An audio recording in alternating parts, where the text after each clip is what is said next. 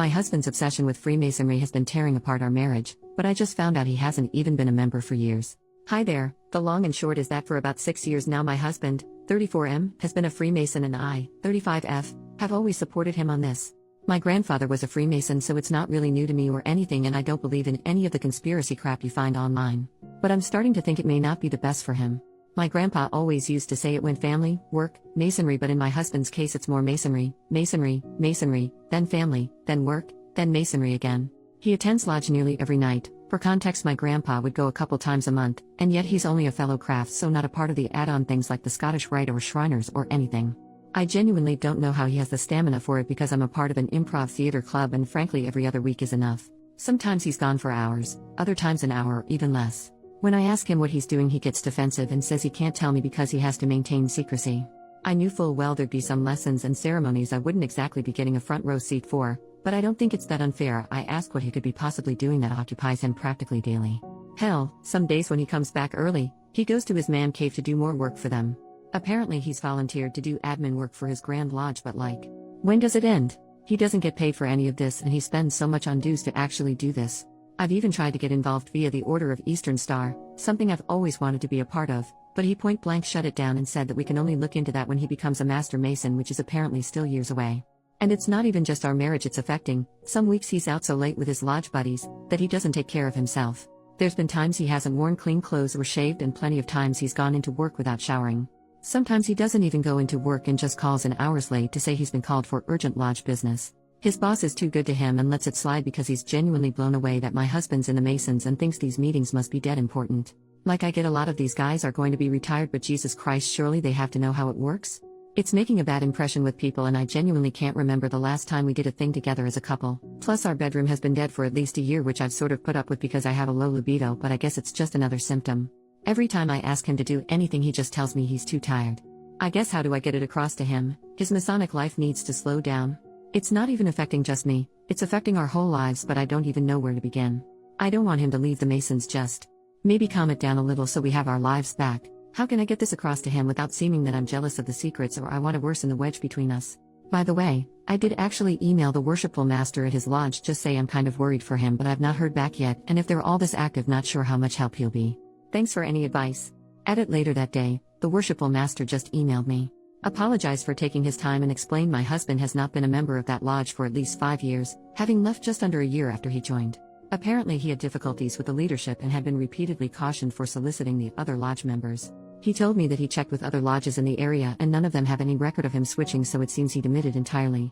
Update, 5 days later. Hi everyone, you might remember the post where I mentioned how Freemasonry, or rather my husband's commitment to it, was destroying our marriage and corroding his life. Well, I apologized to the craft because Masonry had nothing to do with my husband's antics. In my edit to the post, I mentioned I had spoken with the current worshipful master, basically the lodge's chair, and he informed me my husband had demitted from that lodge years ago and never joined any others. He did suggest it could be a clandestine lodge, and in a way I hoped this would be the case, but I think we both knew that was highly unlikely. He also ended up putting me through to a past master who was senior warden of the lodge around the time my husband quit, and apparently it was a jump before he was pushed situation. I did mention my husband was in trouble for soliciting his brothers, but the worshipful master couldn't tell me anymore. The past master vaguely remembered it, and while it seems no one was exactly sure what he was soliciting them about, it was described as invasive and strange behavior.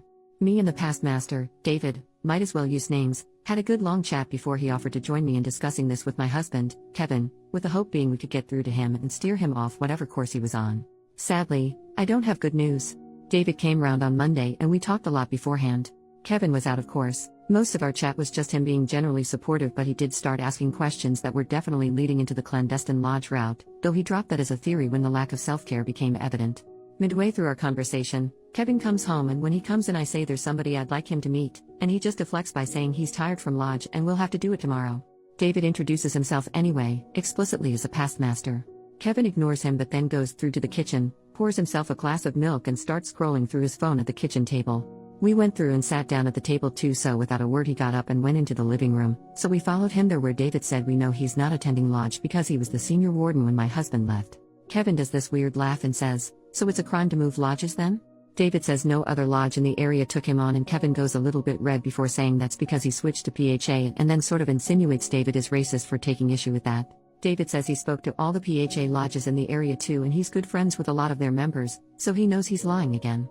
Kevin just says look, he's tired. He's not doing this, but I told him we know something's up and well, the majority of you thought it was drugs. So I just said look, is it drugs? He said no, but finally admitted yes there was something up and asked if he could show us something. Just he needed to go to his car. David said that's fine, we'll come with him. Well, I guess in Kevin's defense he did need to go to his car. In the trunk he got out this black sports bag and I didn't know what I was expecting, but I don't think anything could have prepared me for what he showed us was inside. When we got back into the house, he got out this near lifelike latex horse mask and other leather and latex fish gear, full suit with harnesses and everything. If you were expecting anything to happen, there wasn't anything. We kind of just stared in total silence. Eventually Kevin restarted the conversation by explaining he was into a BDSM fetish called pony play and that he went down the rabbit hole a long time ago. I won't really go into the full details, but long and short is he's clearly been dealing with homosexual feelings and submissive desires for a long time, though he's still in denial about both of them and is adamant he's not bi or gay, 100% straight, etc. Obviously he's at least, and most probably, bi, but he wouldn't hear it. Anyway, he explained when he was really struggling with these feelings, the urge as he calls it, that's when he joined Freemasonry because he hoped it would prove a distraction, help improve, etc. And then sort of implied being around old men would put him off guys.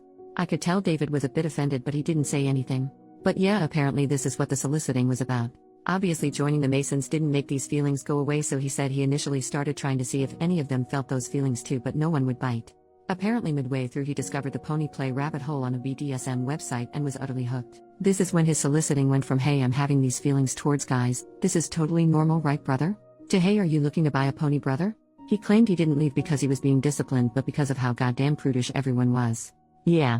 Apparently he was already deep into the hole, and while he'd be attending lodge a couple times a month legitimately, the other times were him doing the BDSM stuff. Apparently it began with escorts, but eventually he graduated to pro-doms because too many of them found it weird or weren't into it enough. There's one main one he goes to the most, called Mistress Candy, but when she's busy he'll go to other ones.